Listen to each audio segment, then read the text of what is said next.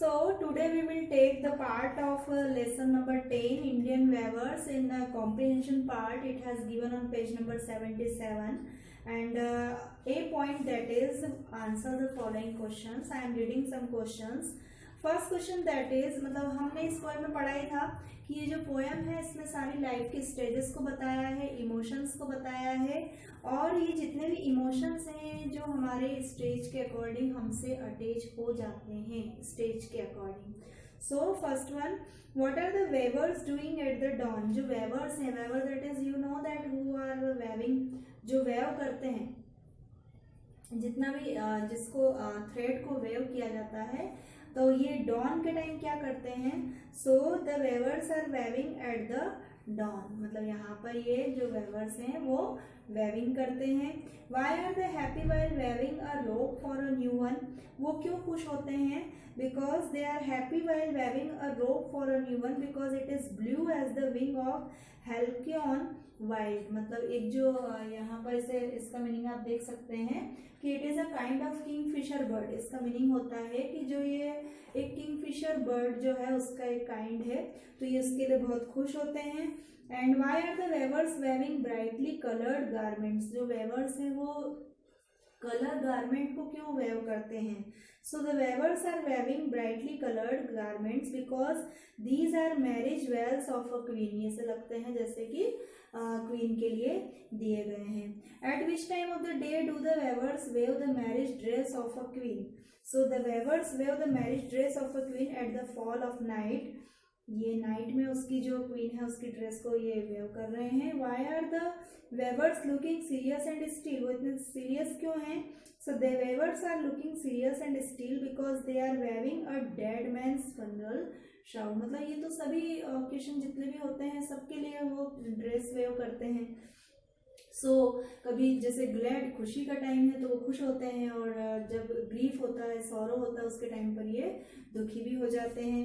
So what colour is of the clothes the weavers are weaving for the funeral. So moon light chill indicate serious and still weavers weaving the white cloth.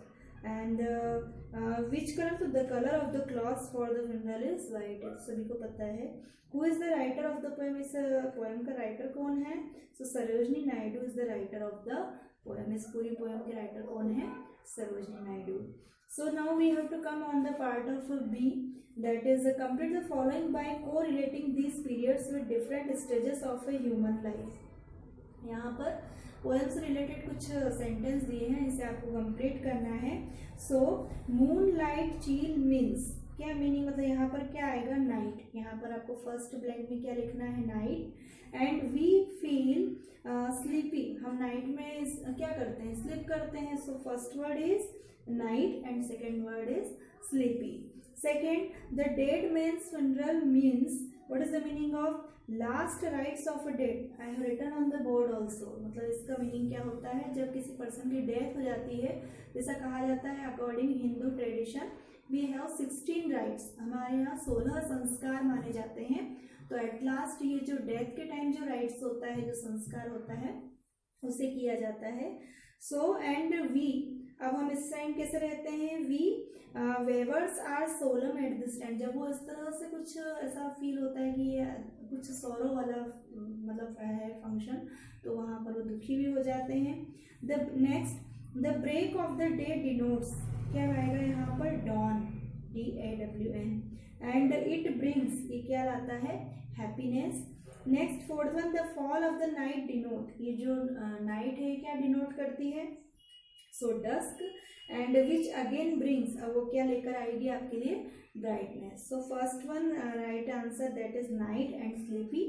Second one, last rites of a dead man and weavers are solemn at this time.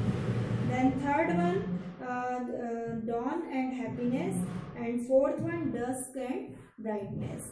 Next one, complete the summary of the poem according to your understanding of the poem. अब आपको क्या करना है? जिस तरह से इस poem को आपने पढ़ा है उसके अकॉर्डिंग आपको समरी कंप्लीट करना है. So I have send you PDF of this all these pages, and now I am reading this.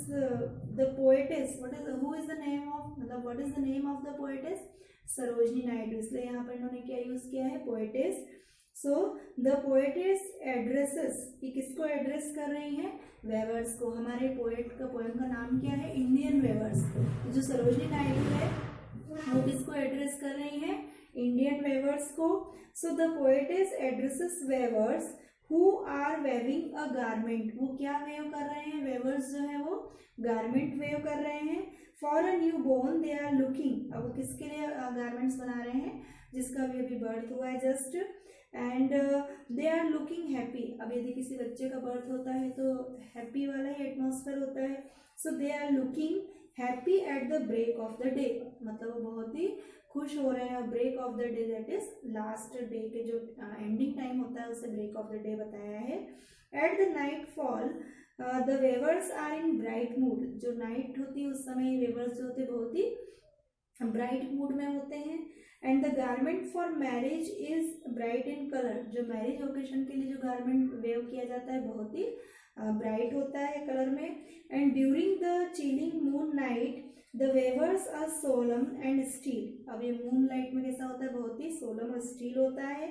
They weave a white dead man's funeral shroud, और वो जब जो लास्ट राइट होता है डेथ के टाइम उसके लिए वो वाइट गारमेंट्स वेव करते हैं। मतलब इसमें एक लाइफ को पूरा बताया गया है कि किस स्टेज में किस तरह के गारमेंट्स या किस तरह के कलर को यूज किया जाता है।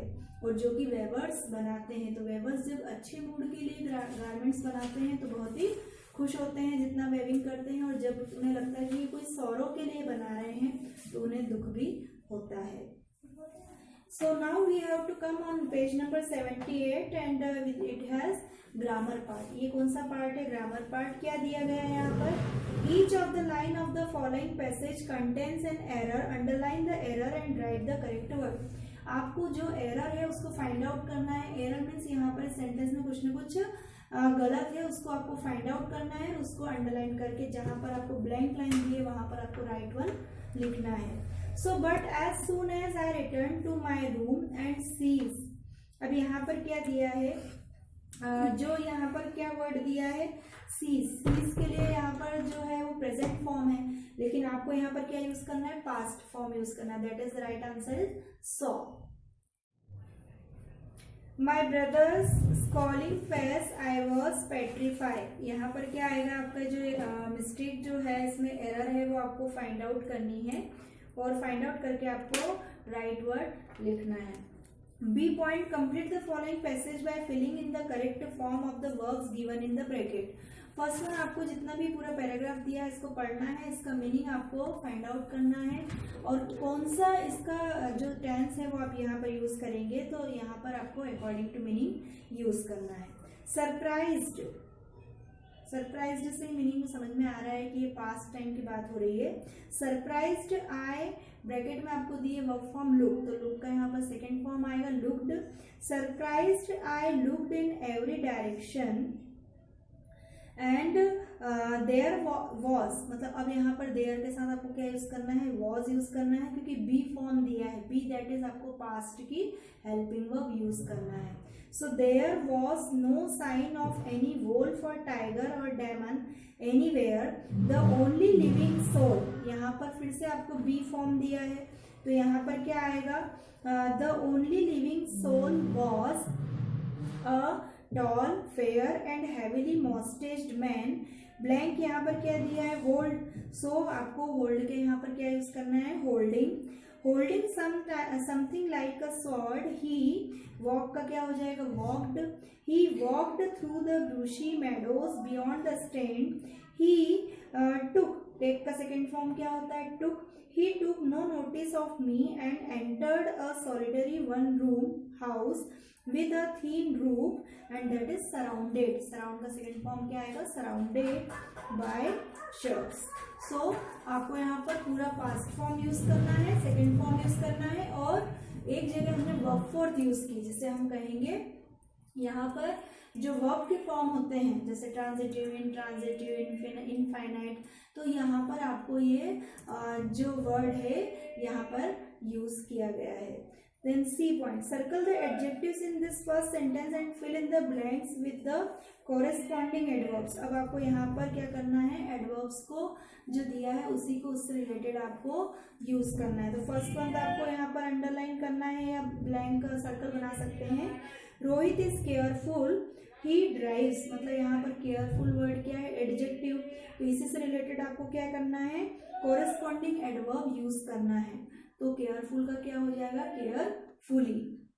सो Rohit is careful, he drives carefully. यहाँ पर जो ये मिसप्रिंट है, ड्राइवर्स नहीं है, वो ड्राइव है, DRIVES. एपोस्ट्रोफ एस भी हटा दीजिए और जो आर दिया है उसे भी कट कर दीजिए. तो यहाँ पर क्या हो जाएगा, Rohit is careful, he drives carefully. Second, Seema's English is perfect, she speaks English. तो यहाँ पर आपका परफेक्ट वर्ड जो है वो एडवर्ब है, तो इसी से रिलेटेड आपका कोरेस्पॉन्डिंग क्या हो जाएगा, फ्लुएंटली. इंग्लिश कैसे बोली जाती है, fluently. So you have to write fluently. He is a quiet boy, he does his work, मतलब बहुत ही क्वाइट रहता है, काम रहता है. तो उसके लिए आपको कोरेस्पॉन्डिंग एडवर्ब क्या यूज करनी है, silently. Then next one, the boy is slow. इसको आप फोर्थ वन भी कर सकते हैं. This exercise is easy, you can do it. तो यहाँ पर इजी के लिए क्या आ जाएगा, corresponding adverb easily. Next one, the boy is slow, he run slowly. Slow के लिए एडवर्ब फॉर्म क्या आएगा, slowly. Next one, my cousin is a loud speaker, he speaks. अब जो लाउड स्पीकर पर कैसे बोला जाता है, loudly. Next one, Poonam is a nice guitar player, she plays the guitar. कैसे बजाती है, दैट इज नाइसली. आपको क्या करना है, फर्स्ट वन एडजेक्टिव सर्च करना, उसको सर्कल करना, उसी से रिलेटेड कोरेस्पॉन्डिंग एडवर्ब यूज करना है. So all the remaining you have to do yourself. Then now we will come on page number 79. Word power, synonym. You know that synonym you have to take a dictionary and find out these meanings. That is gay. Gay means होता है happy. And child, child का क्या हो जाएगा, baby. And bright, bright का क्या होगा, shine. इस तरह से आपको synonym word यूज करना है. Next one, complete the following comparisons. Do we call them similes? अब यहाँ पर आपको क्या यूज करना है, as old as. अब यहाँ पर क्या आएगा, as old as में heel आएगा, heels, a heel. That is as silent as a mouse, as white as a snow. क्योंकि यहाँ पर सिंगुलर वर्ड दे दिया है तो जो आपको प्लूरल दिया है उसे कट करके आपको सिंगुलर यूज करना है. as light as a, जो आपको यहाँ पर दिया है feather. and as hard as a stone. again I am repeating, as old as a heel, as silent as a mouse, as white as a snow, and as light as a feather, and as hard as a stone. Next one, use the following words for in the sentences of your own, making their meanings. ये आपको खुद को as a homework करना है. Take a dictionary and write out the meaning of all these things. Then next point, D point.